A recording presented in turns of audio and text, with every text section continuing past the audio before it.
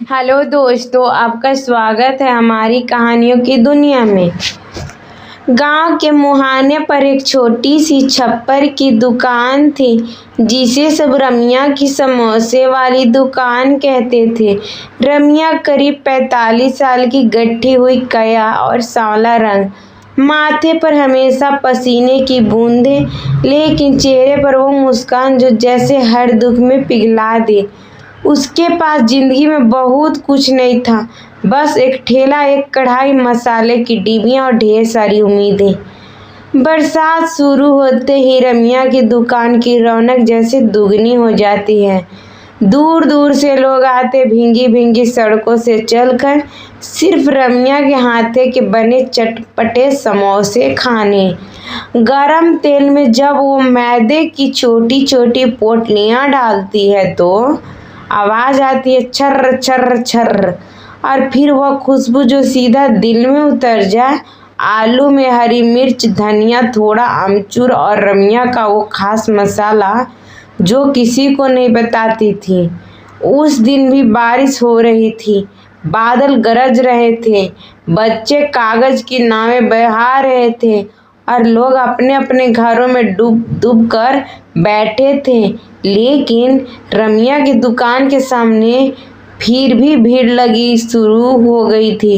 लोग बरसाती ओढ़े छाते लिए, एक पैर कीचड़ में, एक पैर सूखी जमीन पर टिकाए, पर अपने नंबर का इंतजार कर रहे थे।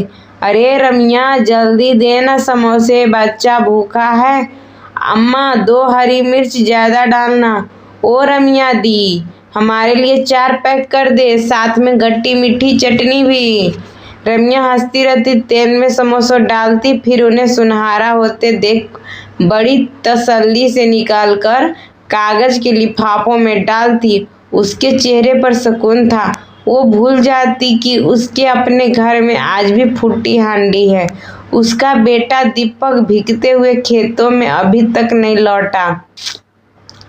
बारिश तेज होती जा रही थी, कीचड़ अब पानी जैसा बहने लगा था, लेकिन रमिया की दुकान पर भीड़ कम नहीं हो रही थी। तभी एक गरीब सी औरत अपने भीगे हुए बच्चे को गोद में लिया और कांपती हुई आई। उसने धीरे से कहा, दीदी, 5 रुपया में दो ना समोसा दे दोगी? बच्चा सुबह से कुछ खाया नहीं है। रमिया का दिल भीग गया।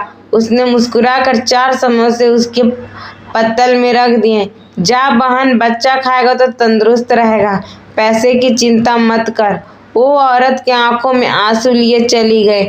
रमिया की आंखें भी भर गई, लेकिन उसने पलकों से झपकाया और फिर से समोसे तलने लगी।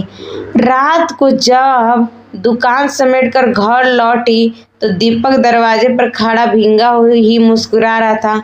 माँ, आज खेत से अच्छा काम मिला, कल मजदूरी के पैसे मिलेंगे। तेरा समोसे का धंधा भी खूब चला ना? रमिया ने दीपक को बीच कर गले लगा लिया, फिर अंदर जाकर उसका गीला कुर्ता बदलवाया। उन्होंने रसोई के कोने में बैठकर बचे हुए समोसे खाए।